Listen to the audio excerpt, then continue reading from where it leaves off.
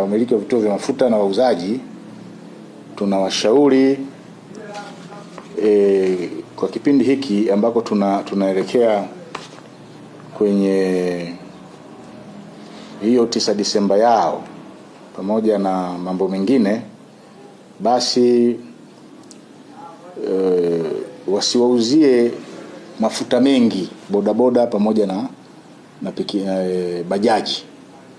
Wauze mafuta kidogo, yasizidi lita 2. Yasizidi lita 2. Kwa sababu unapowauzia mafuta mengi ni kuwawezesha kufanya movement za kutoka point A kwenda point B na kuendelea kufanya uharibifu.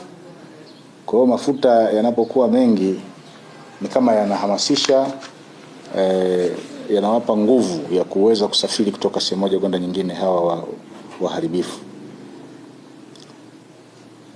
Kwa hiyo upande wa vituo vya mafuta tunajaribu watuelewe, tunajaribu kuwaelimisha watuelewe, kwa sababu wao ni wadau muhimu katika usalama wa wilaya yetu ya Chunya.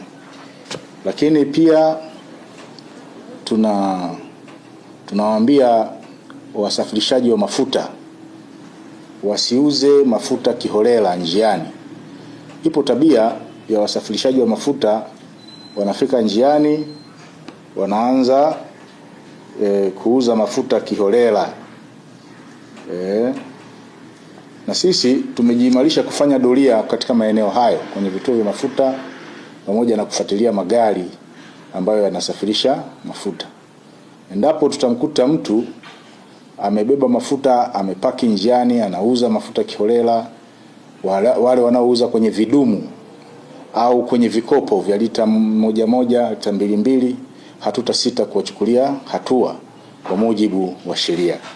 Kwa sababu watu wanaonunua mafuta kiholela kwenye vidumu, kwenye vichupa vidogo, hao ndio wanachukua hayo mafuta, wanaenda kuharibu miundombinu na kuchoma majengo ya watu pamoja na majengo mengine ya serikali.